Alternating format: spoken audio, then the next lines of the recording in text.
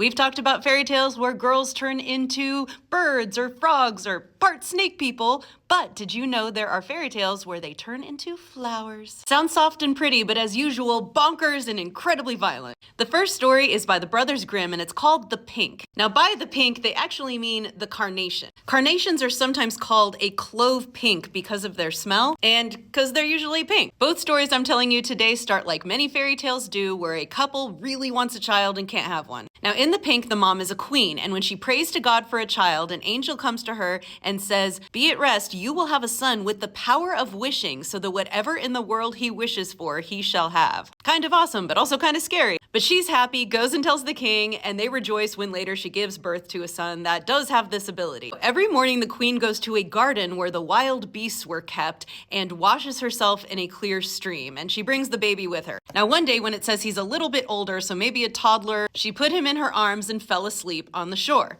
Now then our evil antagonist comes in, a cook. Now the cook wants the kid for his magical wishing ability. So he takes the kid, he kills a hen and gets it all bloody and then puts blood on the mother. Then he takes the child to a nurse to suckle it because he must still need that, runs to the king and says, "Oh my God, your wife fell asleep and let your child be torn to bits by the wild beasts in the garden, and he's dead now and eaten." So the king orders a high tower to be built in which neither the sun or moon could be seen, puts his wife in it, and says you're going to be walled up for 7 years and not get any food or drink. So I mean, you're gonna die. However, God sends 2 angels in the shape of white doves, which fly to her twice a day and bring her food and water. Not sure how they get in because it's walled up, but like, they're angels. So the cook leaves the kingdom with the boy and then tells the boy to wish for a castle, and he does, and then they have a castle. So he's like, hell yeah, I can live the life now. But after a while, the cook said to the boy, "It is not well for you to be so alone. Wish for a pretty girl for a companion." I hope he just kind of wanted the kid to have company or just wanted him to leave him alone so he could do his own thing. It's weird that he specifically asked for a pretty girl though. But anyway, the kid does, and this girl just springs into existence. It says she was more beautiful than any painter could have painted her. So it says that the 2 played together, they loved each other with all their hearts, and they grow up. And so the boy becomes a young man, the girl becomes a maiden, and the cook starts getting nervous. He's like, one day he may start to wish for things that I can't control, so actually I think I need to get rid of him now. So he takes the maiden aside and says, "Tonight when the boy is asleep, go to his bed, plunge this knife into his heart, and bring me his heart and tongue,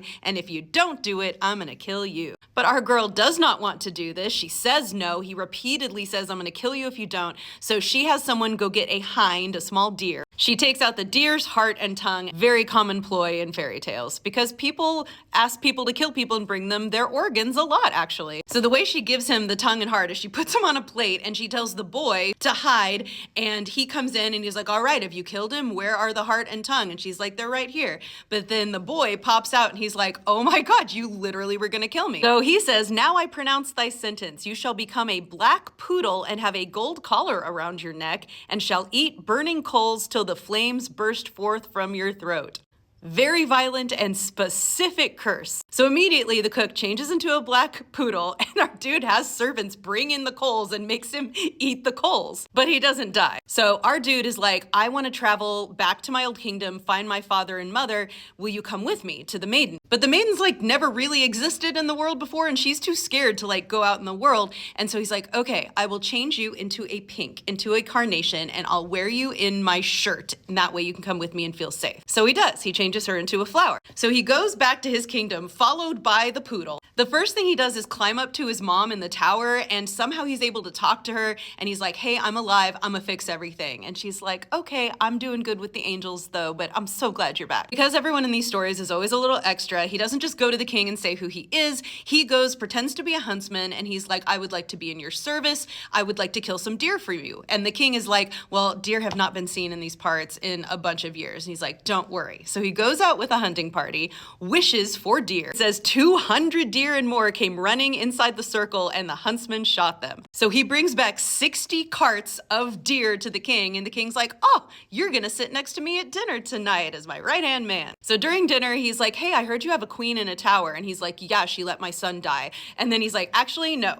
I am that son. This is the cook who's the bad guy. And he brings out the poodle, turns him back into the cook. So the king's like, oh my God, has him thrown into a dungeon. Then our dude is like, also this flower is this maiden who has been raised with me and she's amazing and I love her. Would you like to meet her? And he's like, yeah. So he turns her into a girl and the king's like, oh, you two can totally get married. I'm down. So they bring the mom out of the tower and try to give her food and she's like, no, the angels will soon set me free. And then she wastes away and dies, but she dies happy. The king orders the cook to be killed by tearing him into 4 pieces, and then later he dies of grief too. But our guy marries the Carnation girl and they live happily ever after. Okay, this is my favorite one. It's called The Myrtle by Giambattista Basile, and it was written down about 300 years before the Grimm brothers wrote down The Pink. If you've watched my videos, Basile's stories are always super wild and extra, and this is no exception. A peasant man and woman want to have a child. They can't. The mom says, I want a child so much, I wouldn't mind if it was a sprig of myrtle. This is myrtle. It's a flowering plant that is associated with Aphrodite and love and passion. And she gives birth to a sprig of myrtle. And she loves it like a child, puts it in a pot, tends it, takes care of it. Well, one day a king's son comes by and he sees the plant and he wants it super bad. And she's like, no, but eventually she sells it to him. It says she was allured by his offers, dazzled by his promises, and frightened by his threats.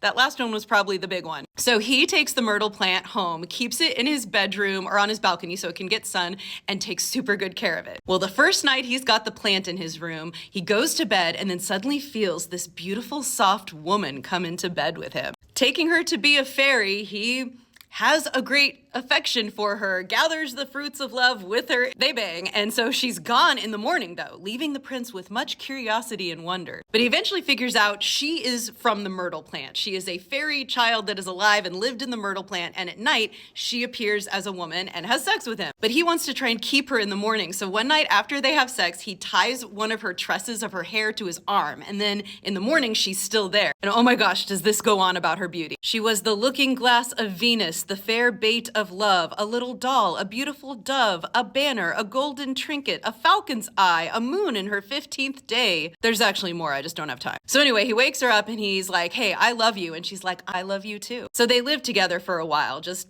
loving each other secretly in his bedroom. They plan to get married, but as soon as that happens, he has to go fight this wild boar that's terrorizing the countryside. He's like, I want you to stay in the myrtle plant while I'm gone so that no one can find you or hurt you. And she's like, okay, put a little bell on the end of the tree and then ring it when you get back and I'll know it's you and that it's safe for me to come out again. So the prince gets his chamberlain to take care of the plant while he's gone. It says, in the meanwhile though, 7 wicked women with whom the prince had been acquainted grew jealous and wanted to find out what was in his bedroom, so they literally build a tunnel so they can sneak into his room. And when they see the myrtle plant, they just want to destroy it and they start plucking at it and tearing it apart, all except the youngest who doesn't partake. So in doing that, they ring the bell and the girl comes out and then they get really mad and jealous and they tear her apart, just tear her limb from limb, all bloody. The chamberlain comes back later when they're gone, sees the bloody mess of body parts and is like, oh crap. So he scoops up the body parts and the blood and puts them back in the plant with the myrtle tree. Then he ran away out of town, not wanting to get in trouble. The prince comes back, sees the body parts, and starts to wail and lament. Again, so much description. He became the color of a sick Spaniard, a venomous lizard, the sap of a leaf, a jaundiced person.